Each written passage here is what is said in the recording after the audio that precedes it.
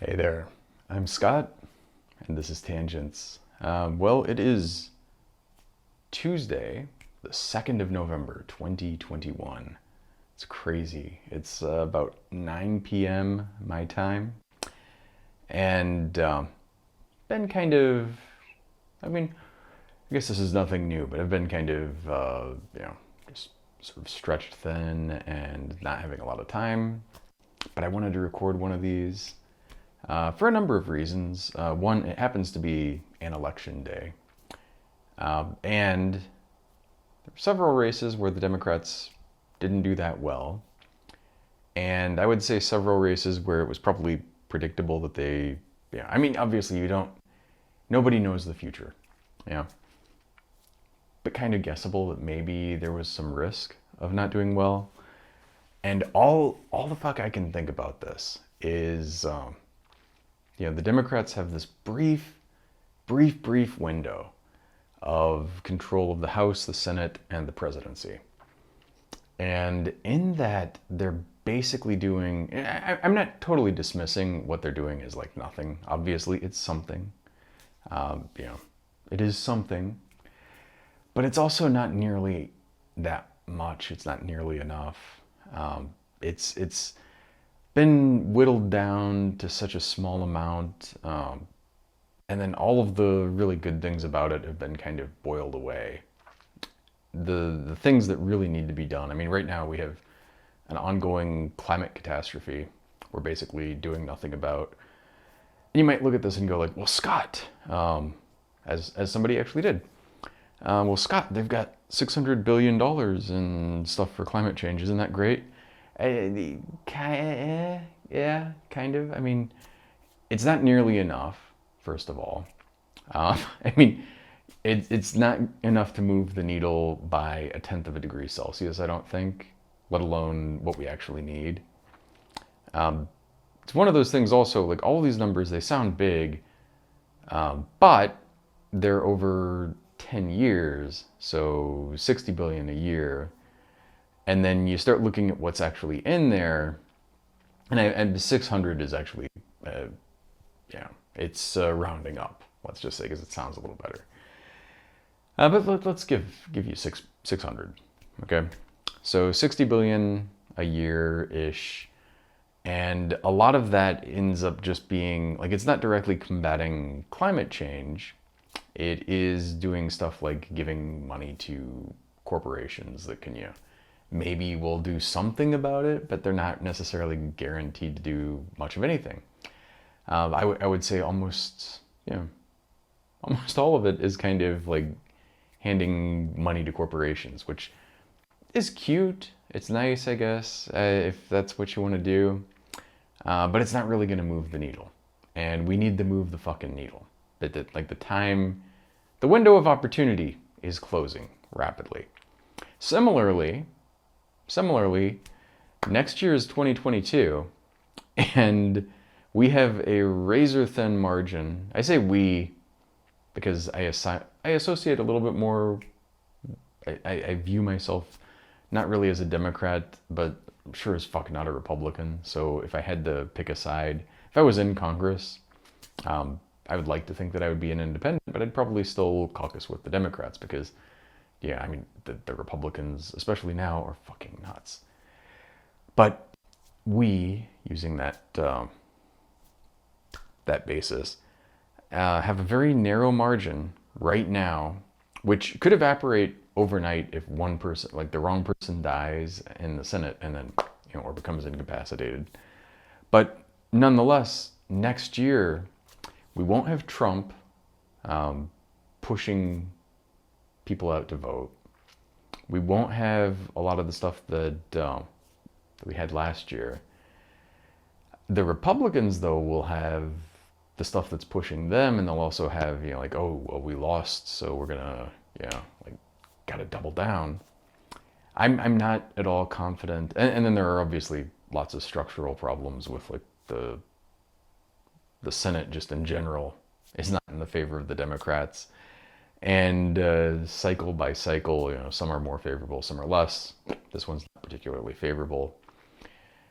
And the margin is essentially nil. So could easily lose it.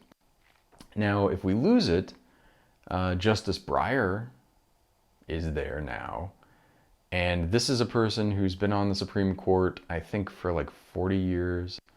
And he doesn't want to resign because he doesn't want it to seem like the court is political, which, I mean, honestly, that alone should be disqualifying. Like, the motherfucker should be impeached for being don't get me wrong. I mean, I would love to see Kavanaugh impeached as well, and maybe some other justices. But if Breyer thinks that the court is not political as it is, like, what fucking universe does this man live in? The fact that, like, you know, he's not a young man, and he could easily die very soon or become incapacitated. He said he doesn't want to die on the court, but he also said that, he doesn't want to, and you look at this and it's like, okay, well, if you don't fucking retire now, and when I say now, I mean the window is extraordinarily narrow here. If you imagine that the Democrats lose the Senate, even by just 1 or 2 votes, well, now you have Majority Leader McConnell, and, I mean, that guy is just fucking jacking it right now to the idea of a 7-2 court. Like, he's sitting there like, oh, yeah. I mean, who the fuck thinks he's gonna go, of course. Like, oh, well, it's 2 years to a presidential election. We can't possibly confirm a justice now. We'll have to put a hold on it. And then, I mean, it's just like the fact that the Democrats don't see this as like the most urgent thing in the world is just depressing. They're not trying at all, as far as I can tell, to reform the courts. The window for that is going to go away. And there are so many problems, like 40 years on the bench. Yeah, I'm not a big fan of term limits in general. I don't think you should be on the Supreme Court for about as long as I've been alive, I don't think that that's a good idea. I mean, I think about how different I am from 10 years ago. And part of that is just that I've lived a life, I've done things that I've encountered different things. If you're on the Supreme Court, you're basically in an isolated bubble chamber. Bubble, not chamber. Bubble chamber would be a thing that you use to detect streaks of radioactive particles going through the nucleate. Anyway, it would be a chamber / bubble, but not a bubble chamber. But the point is, this guy, maybe he had good judgment at one time, but I can't see any evidence for it now. RBG, I mean, whatever. The one thing I can say for RBG that I can't say for this motherfucker is, she was a woman who got herself to the Supreme Court at a time when that wasn't really a thing that women could do. Or at least it was, obviously she was like number 2 to get up there. Not a really easy thing. So you can understand her being a little bit hesitant about listening to people telling her to get the fuck off the court. Nonetheless, of course, because she didn't do it, her seat got handed to someone who essentially was grown by the Federalist Society to undo her life's work. To me, I mean, it seems like a net loss. Call me crazy. Breyer, no such fucking excuse. Just a delusional jackass. And so even if he steps down, I mean, the window for him to step down is very narrow, because you can imagine election happens, and if the confirmation is not like lickety-split, Majority Leader McConnell comes back. It's just like fucking annoying. And then you have like no movement, even like a small amount of movement on voting rights.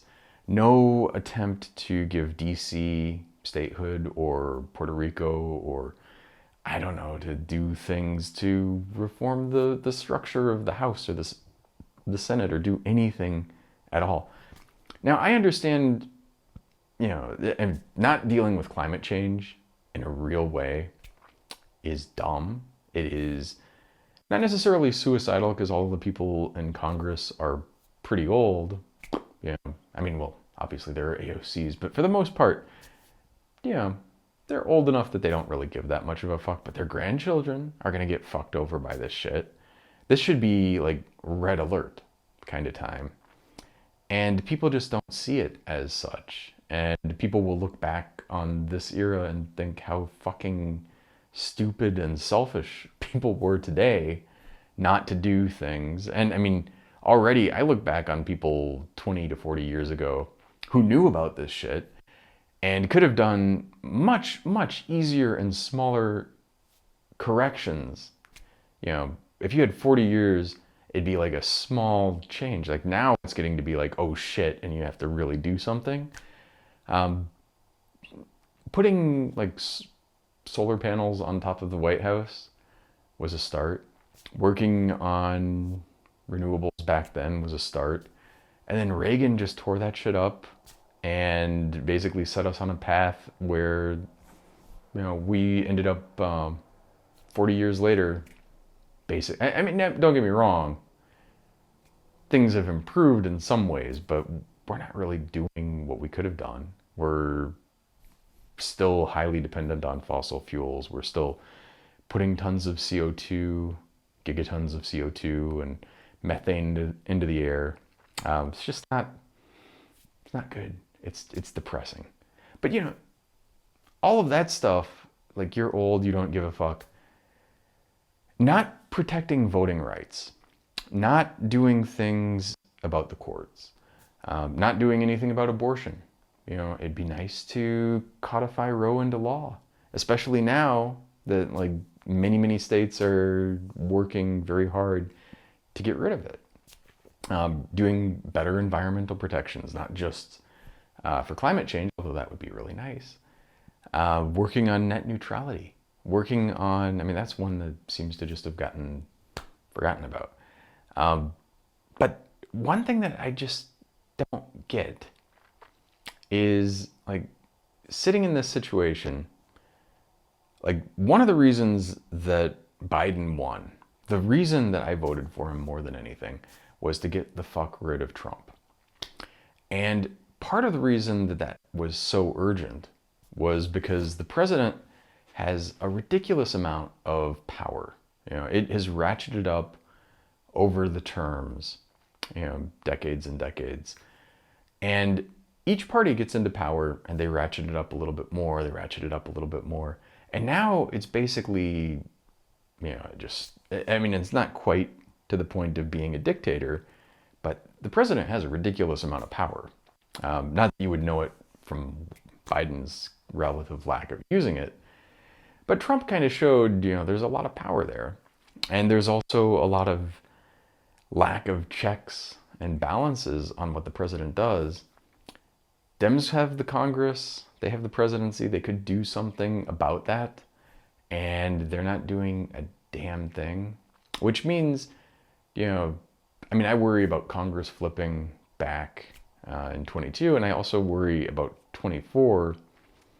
You know, maybe D's will win, but I could, if Trump won in 24, it would not be the most shocking thing. You know, like I would not have a heart attack because it was like, oh, I would have a heart attack for other reasons, maybe. I mean, it'd freak the fuck out. I'd not be happy about it. But it wouldn't be like, oh, who could have foreseen? You know, it'd be more like, well, yeah, this is what happens. It's the most maddening thing because just strategically, I look at the Democrats are constantly branded with this tax and spend thing, the tax and spend, you know, and being financially or fiscally irresponsible and all this stuff.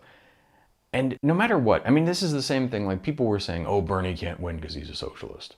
But then they don't realize every fucking president since FDR has been called a socialist, every Democrat and candidate.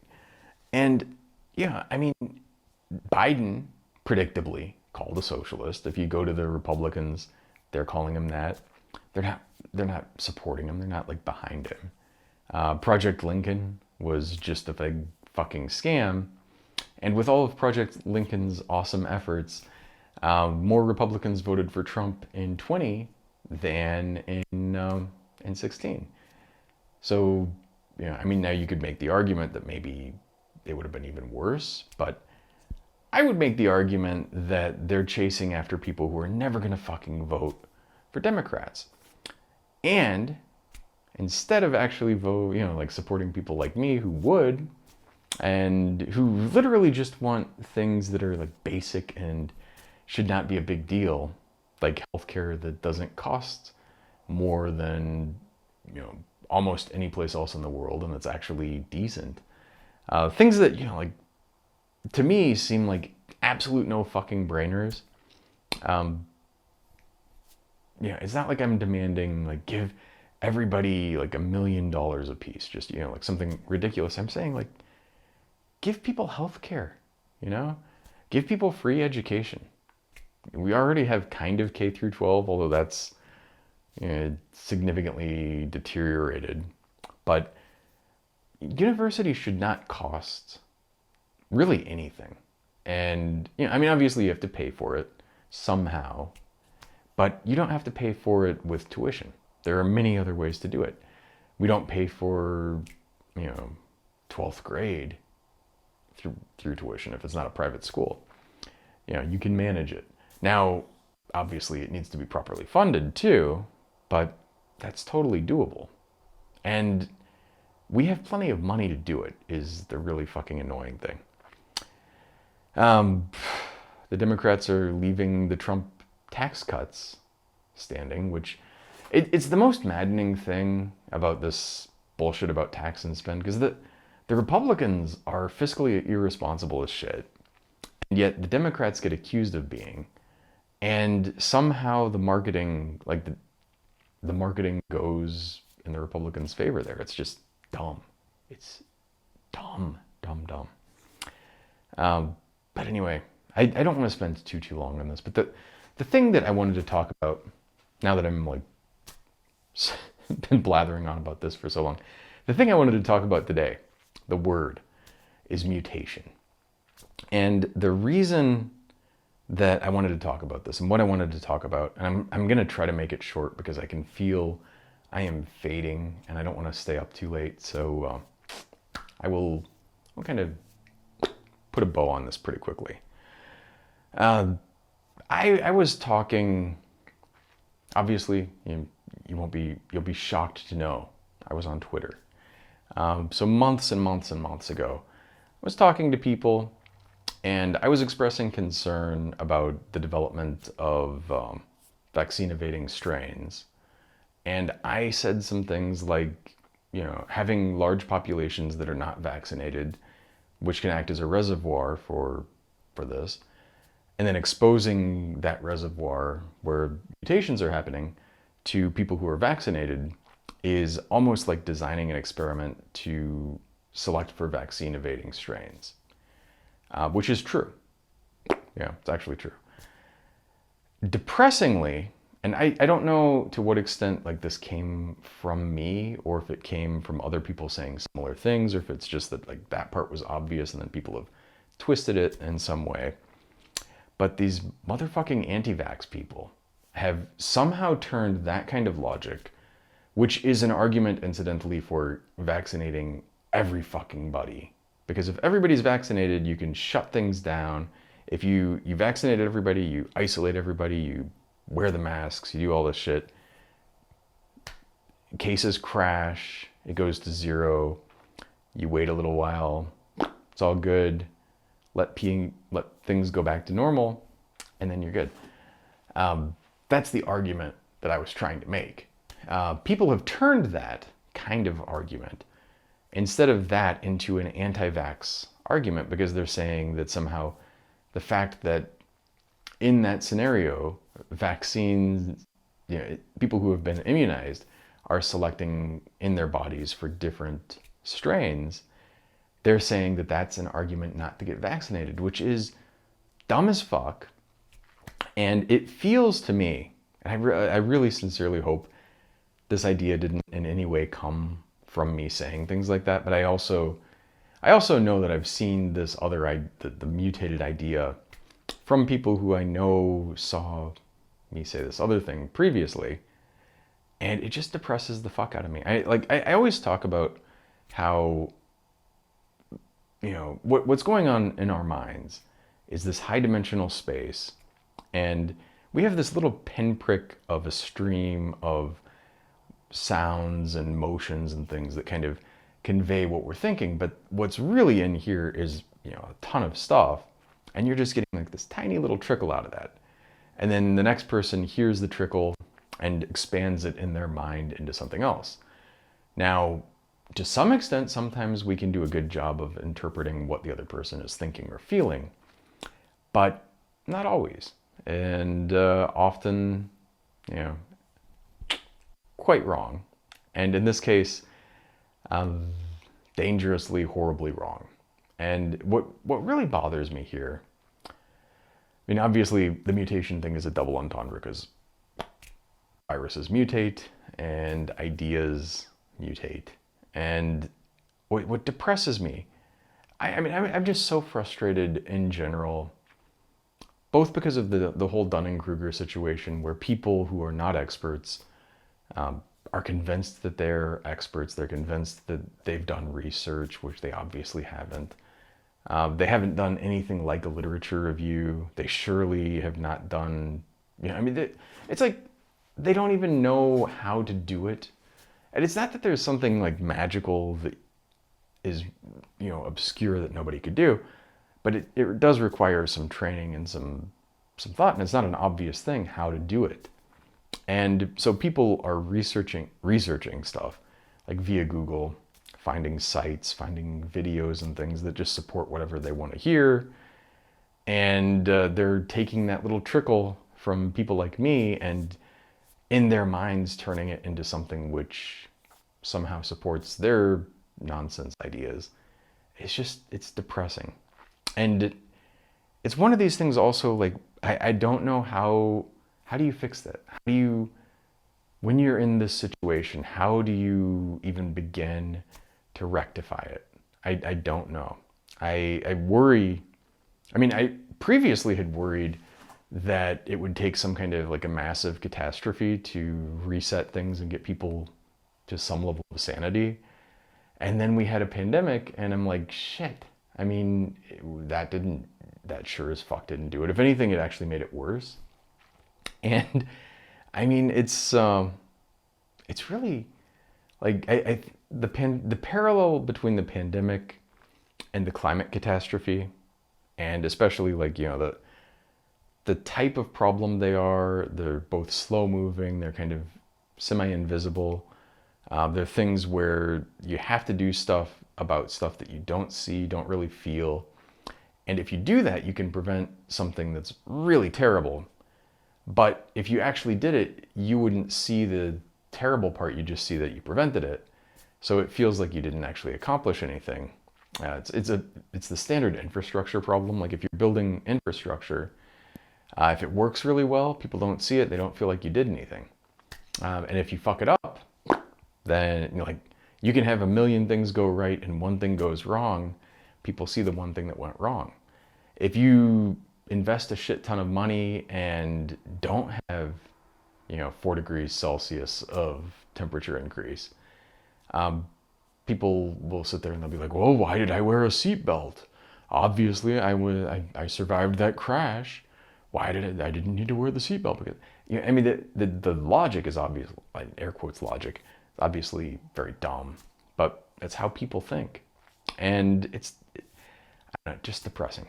So I don't want to leave on like a super sad note, but I'm also really just winding down here. I have other things to talk about, but I think I will reserve those for next time because I'm getting, I feel that I'm fading and don't want to get a second wind here for tonight. So with that, the mutation part in my mind going in was like an hour worth of stuff to talk about, and I ended up with almost nothing. Although I could keep going on, but I'm just, assume not. And then this other thing that I almost didn't even think about until today. Well, I mean, I've been thinking about it, but wasn't really spurned to do something or to talk about it until today. That ended up taking most of it. But with that, thank you as always for listening or watching, and 再见.